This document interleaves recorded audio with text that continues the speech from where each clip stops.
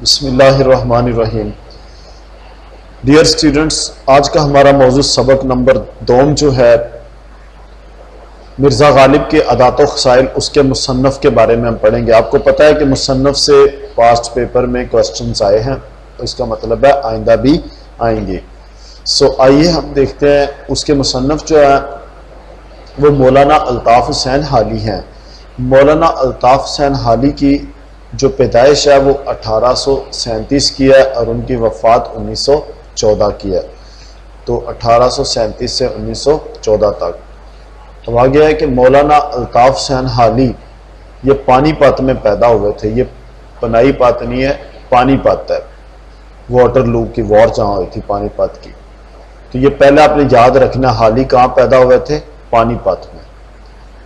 ان کے اجداد یعنی فور فادرز یعنی انسیسٹرز جو تھے، باپ دادا اور اس کے آگے باپ دادا، تو غیاث الدین بلبن کے زمانے میں ہندوستان آئے تھے۔ یہ غیاث الدین بلبن ہندوستان کا بادشاہ تھا۔ عزیز طلبہ، آپ کے سامنے یہ غیاث الدین بلبن کی تصویر ہے۔ غیاث الدین بلبن جو ہے 1266 سے 1287 تک کا ہندوستان کا 9واں مملوکی فیملی کا بادشاہ تھا۔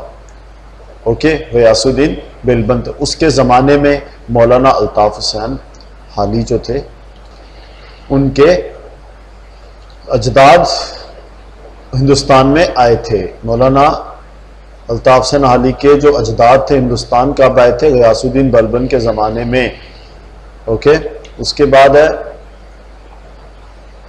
9 برس کے تھے کہ والد کا انتقال ہو گیا۔ تو پتہ چلا مولانا الطاف حسین حالی کی 9 سال عمر تھی جب ان کے والد کا انتقال یعنی خالق حقیقی سے جا ملے۔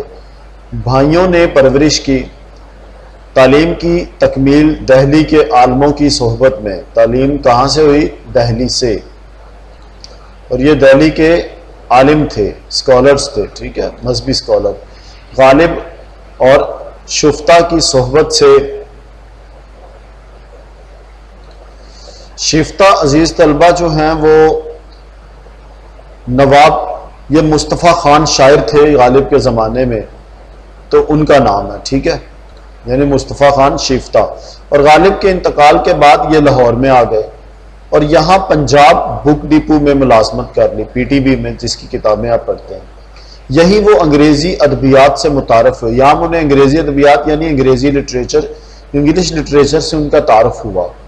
جدید طرز کی نظمیں لکھی اور اردو شاعری کی اصلاح کا بیڑا اٹھایا، یعنی انہوں نے ذمہ داری لی کہ اردو شاعری کی اصلاح کریں۔ 1887 میں سرکار حیدرآباد سے، یعنی حیدرآباد کی جو گورنمنٹ ہے وہاں سے انہیں 100 روپیہ ماہوار وظیفہ مقرر ہو گیا۔ ہر مہینے 100 روپیہ انہیں ماہانہ وظیفہ ملتا تھا۔ تو ملازمت ترک کر کے باقی عمر تصنیف و تالیف میں بسر کر دی۔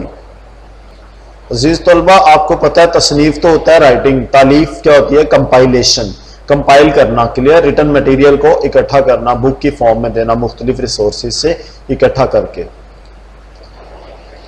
اب حالی کے اسلوب بیان یعنی ان کا جو رائٹنگ سٹائل ہے کہ سب سے نمایاں خوبی جو ہے وہ مدعا نگاری ہے، مدعا پیش کرنا، یعنی آپ نے اپنے مدعا کیسے پیش کرنا ہے۔ اس کے بعد حالی کی غرض اپنے مضمون کو ادا کرنے اور مطالب کو وضاحت سے پیش کرنے کے سوا کچھ نہیں تھی۔ تو اس کا جو غرض مقصد تھا حالی کا، وہ اپنے مضمون انہوں نے پورا کرنا، یعنی ٹاپک کو کمپلیٹ کرنا، ٹاپک پہ لکھنا اور اس کے میننگ کو وضاحت پیش کرنی ہوتی تھی۔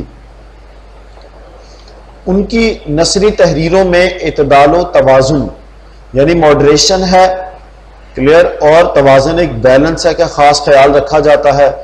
بے جا یعنی بلا وجہ، خام خواہ، اختصار اور بے جا طوالت سے اجتناب کرتے ہوئے، نہ وہ زیادہ بلا وجہ شارٹ لکھتے تھے، نہ ہی بلا وجہ وہ طویل لکھتے تھے، طوالت، کلیئر، سے اجتناب کرتے ہوئے عبارت کو دلکش، سادہ اور مدلل بناتے تھے، یعنی دلیل کے ساتھ پیش کرتے تھے۔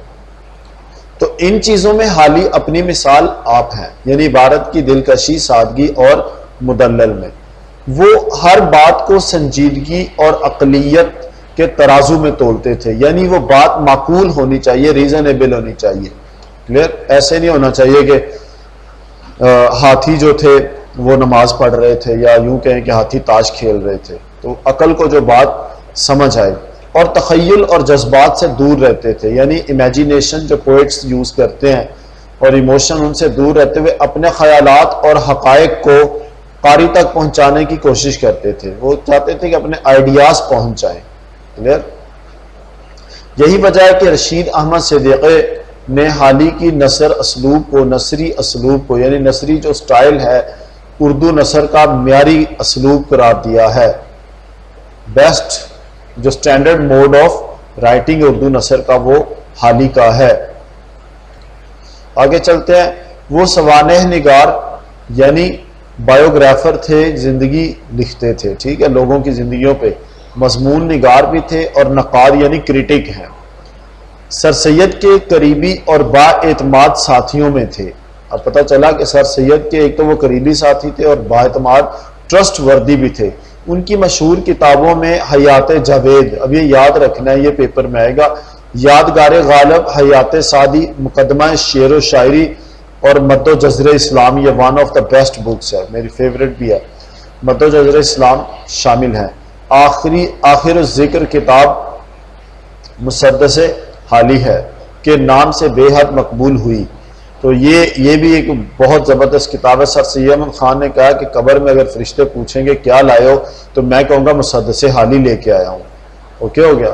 سر سید احمد خان کو اتنی اچھی لگی تھی. آج بھی one of the best poems in Islam ہے کہ نام سے بے حد مقبول ہوئی. مقدمہ شعر و شاعری جو دراصل ان کے دیوان کا طویل دباچہ ہے، جدید اردو تنقید کا نقطہ آغاز ہے. جب کسی نے اردو ادب میں تنقید شروع کرنی ہے تو اس کا نقطہ آغاز کیا ہے؟ ان کی جو مقدمہ شعر و شاعری ہے. Thank you very much.